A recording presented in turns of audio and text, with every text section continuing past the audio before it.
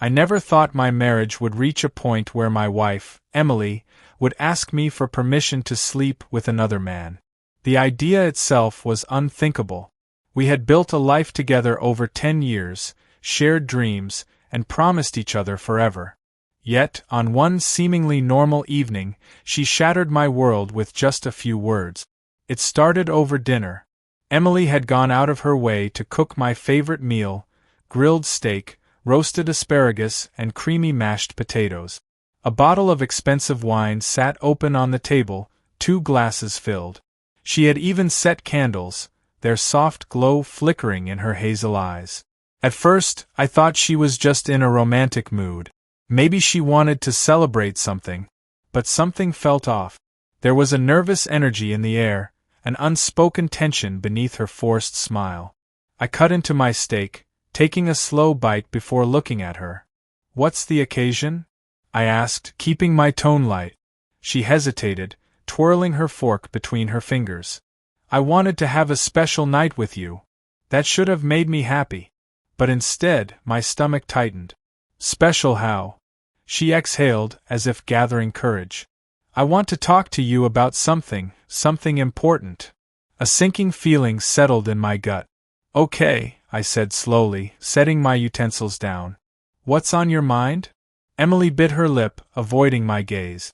"I love you. You know that, right?" A warning bell rang in my head. People only preface things that way when they were about to drop a bomb. "Of course," I said, my voice wary. She reached for her wine, taking a sip before continuing. "Lately, I've been thinking a lot about us. About our marriage." My chest tightened. "And I feel like I've been missing something." I stared at her. "Missing what?" She inhaled sharply. "Passion. Excitement." Her hands trembled slightly as she placed her glass back on the table. "I don't want to hurt you, but I feel like I need to explore." A cold wave washed over me. "Explore?" I echoed, my voice eerily calm. She finally met my eyes. "I want to sleep with someone else." The words hung in the air, sucking all the oxygen from the room. For a moment, I wondered if I had misheard her.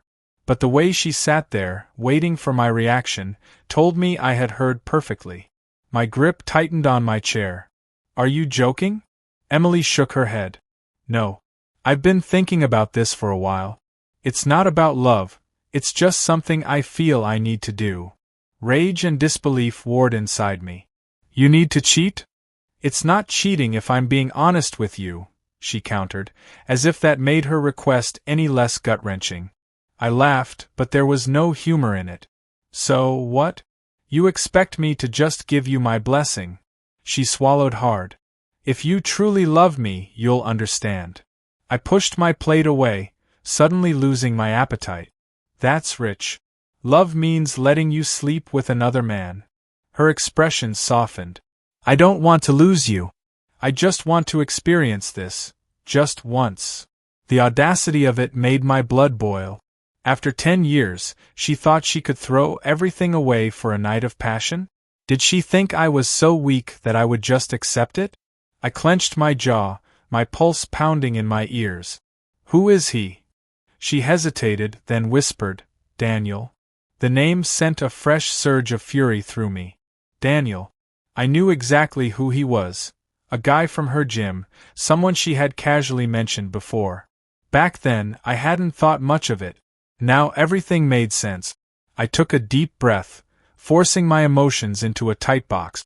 If she thought I would beg, cry, or fight for her, she was wrong.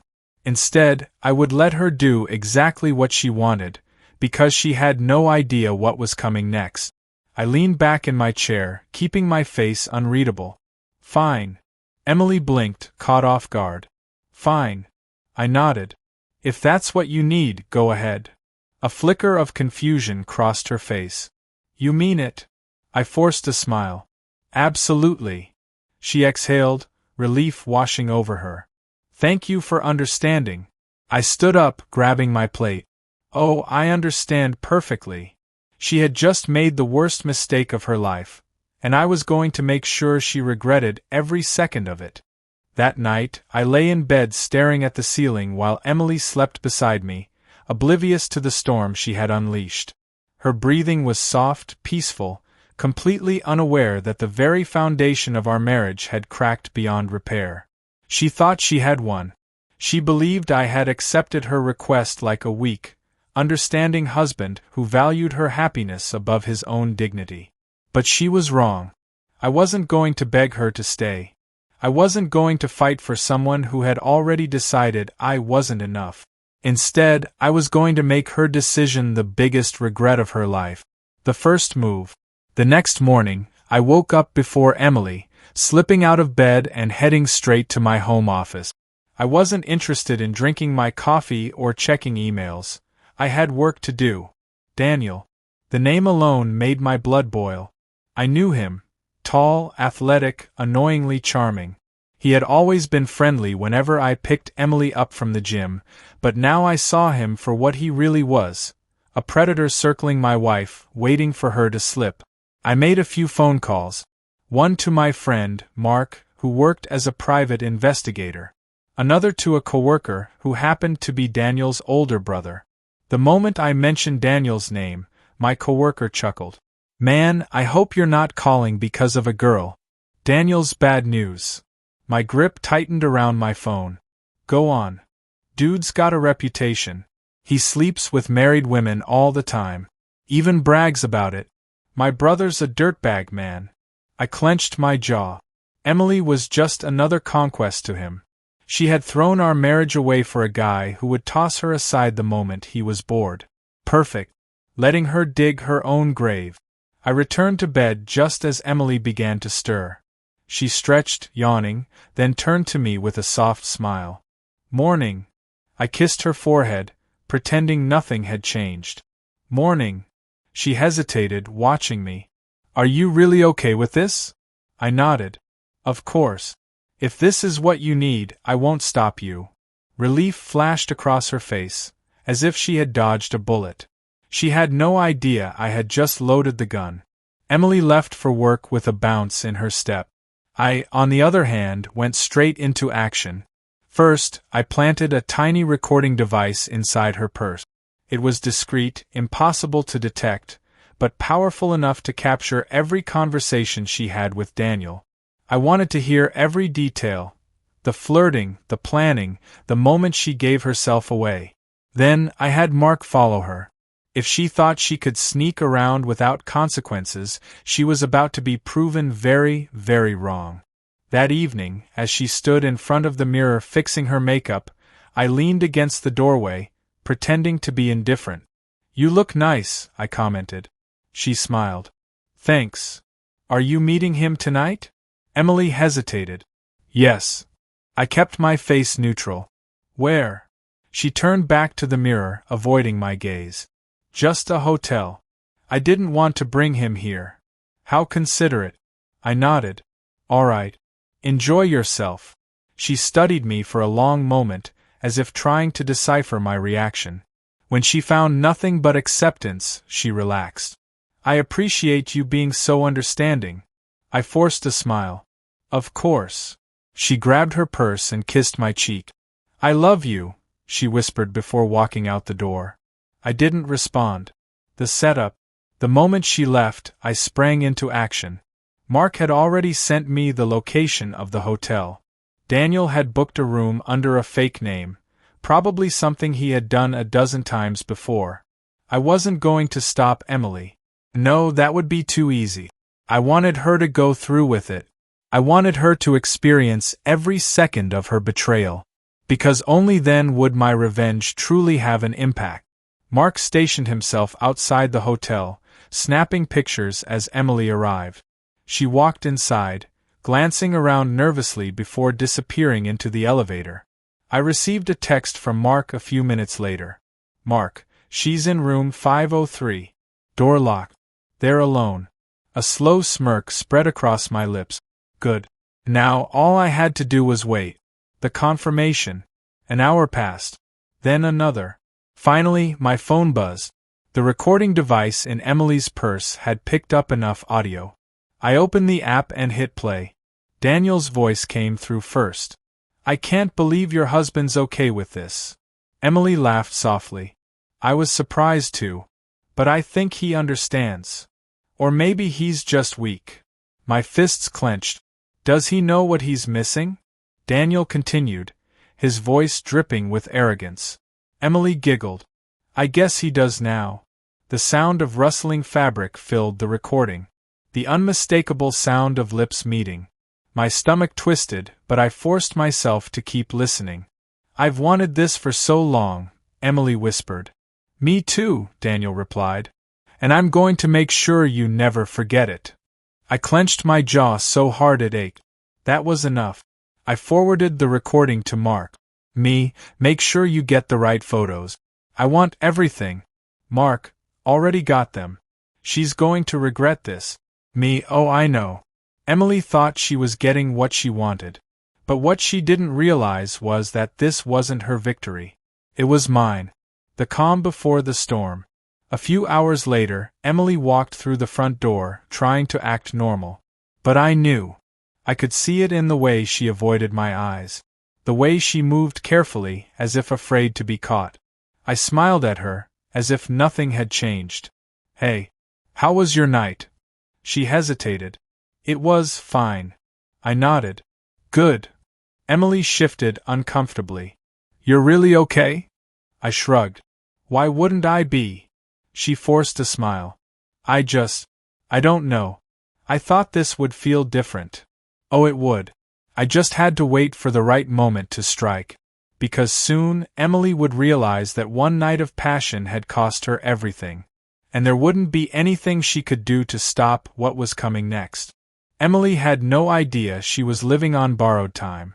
She walked around the house like nothing had changed, kissing me goodbye in the mornings, cooking dinner in the evenings, and pretending to be the same devoted wife she had always been. But I knew the truth. I had heard the truth. Every whisper, every moan, every betrayal captured in crystal-clear audio. I had seen the proof. Mark had delivered exactly what I asked for. Pictures of her meeting Daniel at the hotel, their embrace in the lobby, their intimate moments behind closed doors. Emily thought she had gotten away with it. She believed I had accepted her infidelity without consequence. She was so wrong. The first blow. The day after her night with Daniel, I decided to lay the first stone in my plan. I went about my morning routine as usual, showering, dressing for work, sipping my coffee while scrolling through my phone. Emily sat across from me at the kitchen table, stirring her tea, her fingers tapping lightly against the ceramic mug. She was nervous. Good. You've been quiet this morning, she finally said. I glanced up, giving her a soft smile. Just thinking. Emily hesitated. About what? I set my phone down. About us. Her shoulders tensed. What do you mean? I sighed, shaking my head slightly. I don't know. Something feels off. Emily's grip on her mug tightened. Are you having second thoughts about what we talked about? I let a beat of silence stretch between us, watching her fidget in her seat. Then I shrugged. Maybe. Her face paled. You told me you were okay with it. I leaned forward, resting my elbows on the table. I wanted you to be happy, Em. But I can't shake this feeling. Like something's changed between us. She swallowed hard, clearly unprepared for this turn. I don't want things to change. I smiled, but there was no warmth behind it. Maybe they already have. Her breathing quickened. She opened her mouth to respond, but I stood up, grabbing my briefcase before she could form a coherent excuse. I'll see you tonight. I left before she could stop me, leaving her sitting there, stewing in her own guilt. The walls close in. The next phase of my plan was simple. Let her paranoia eat away at her. Over the next few days, I became distant, but not in a way she could directly accuse me of anything. I still kissed her goodbye. I still sent her texts. But I wasn't as engaged. I didn't laugh at her jokes. I didn't initiate affection. I let the silence stretch between us, let her feel the shift in our relationship. And it was working. I caught her watching me when she thought I wasn't looking, studying my expressions, trying to decipher my mood. One night, as we lay in bed, she turned to me. Are you angry with me? I stared at the ceiling. No. She reached out, placing a hand on my chest. Are you sure? Because you've been acting different. I let out a soft chuckle, tilting my head to look at her. I wonder why that is. Her face fell. I didn't say anything else. I just turned over and went to sleep, leaving her wide awake beside me. The public humiliation. I could have confronted her in private. I could have thrown the proof in her face and demanded answers. But that would have been too easy. No, Emily needed to feel the weight of her actions. She needed to experience what real regret felt like. So, I waited for the perfect opportunity. That opportunity came in the form of our anniversary dinner. She had been trying to mend things between us, cooking my favorite meals, dressing up for me, being extra affectionate. I let her believe it was working. I let her think she could fix what she had broken. The night of our anniversary, we went to the same restaurant where I had proposed to her 10 years ago. She had booked a private dining room, decorated with candles and flowers, doing everything she could to make the night feel special. I played along. We ordered our meals, shared a bottle of wine, reminisced about old memories. Emily was starting to relax, believing that whatever had been wrong between us was beginning to fade. And that's when I pulled out my phone. I tapped the screen, and her voice filled the room. I've wanted this for so long. Emily froze. Her eyes widened in horror as she heard herself whispering to Daniel. Heard her own giggles, the rustling of sheets, the breathless gasp. Her face turned ghostly pale. The audio played for another agonizing 10 seconds before I stopped it. The silence in the room was deafening. Emily's hands shook as she reached across the table. I can explain. I leaned back in my chair, folding my arms. Go ahead. Tears welled in her eyes. I made a mistake. I tilted my head. Oh? A mistake? You asked for permission. She swallowed, her entire body trembling. I thought it wouldn't mean anything. I laughed, shaking my head. Did it feel meaningless when you moaned his name? When you told him you'd never forget it? Her lower lip quivered. Please. I love you. My eyes darkened. You love me? I scoffed. You love me, but you let another man touch you? You love me, but you shattered our marriage over a thrill. Tears streamed down her face. I was stupid. I was selfish. I didn't think. No, I cut her off, my voice low and sharp. You thought. You chose. Emily reached for my hand. I'll do anything to fix this. I pulled away, standing up. You already did enough. She sobbed, grabbing at my sleeve. Please. Don't leave me. I pried her fingers off me. You wanted to experience another man? I leaned down, my voice cold. I hope it was worth it. And with that, I turned and walked out, leaving Emily alone with her regret. You said. I didn't go home that night. I checked into a hotel, turned off my phone, and let Emily stew in the wreckage of her betrayal. The next morning, when I finally turned my phone back on, I saw dozens of missed calls, frantic texts, and desperate voicemails. Emily, please pick up. Emily, come home. We need to talk. Emily, I messed up, but I can fix this. I swear. Emily, I love you. Emily, don't do this to us. Every message reeked of desperation. But the time for talking was over. By noon, I was standing in front of our home, our former home. I had already spoken to a divorce lawyer that morning. The papers were being drawn up. I had given Emily what she wanted, and now she was going to experience the full consequences of her selfishness. When I walked inside, she was sitting on the couch, eyes red from crying, shoulders trembling. The moment she saw me, she ran to me, throwing her arms around my waist. Thank God. I was so scared you wouldn't come back. I gently pried her off. I'm not here to stay. She flinched, her lip quivering. What? I pulled out a folder and set it on the coffee table. Divorce papers. Her breath hitched. She took a shaky step back. No. No. We can fix this. Please. I made a horrible mistake, but I'll do whatever it takes. I stayed silent, watching as she unraveled before me. She sank to her knees, gripping my hands. I was stupid. I let a fantasy cloud my judgment, but it meant nothing. I don't love him. I never did. I stared at her, unimpressed. Did it feel like nothing when you let him inside you? Emily sobbed, shaking her head violently. Please don't say that. I yanked my hands away. You wanted honesty, right? You wanted a relationship with no secrets. I scoffed. Well, here's the truth. You killed everything we had. You chose this. And now, you get to live with it. Her body shook with ugly, gasping sobs. I can't live without you. I crossed my arms. That's not my problem. The last goodbye. I didn't stay to watch her crumble. I simply grabbed my things, the essentials I had packed earlier, and walked toward the door. Emily chased after me, her hands gripping my shirt, as if holding on for dear life. Please. Please don't do this. I turned, looking her dead in the eyes. Would you have begged like this for me if I had been the one who slept with someone else? Her face crumpled. I nodded. That's what I thought. I pried her hands off one last time and stepped out the door. Emily screamed after me, her voice breaking. I'm sorry. I didn't look back. I had already said my goodbye. Her instant regret. It didn't take long for reality to catch up to her. A week later, I got a message from Daniel. Daniel, your wife has been calling me nonstop. She came to my office crying. I told her to leave. I smirked at the irony. Emily had risked everything for this man, and he wanted nothing to do with her now. Days passed.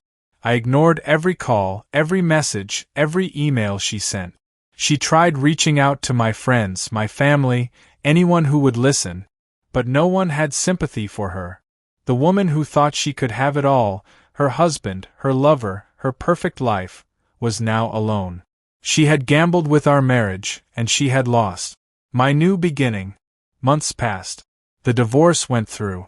I moved on. I started dating again, met people who actually respected loyalty. One evening, as I was walking through a park with my new girlfriend, my phone buzzed. A message from an unknown number. I miss you. Please, just talk to me. I still love you. I stared at the words for a moment, then simply smiled. Then, I deleted the message. Emily had made her choice. And I had made mine. The end.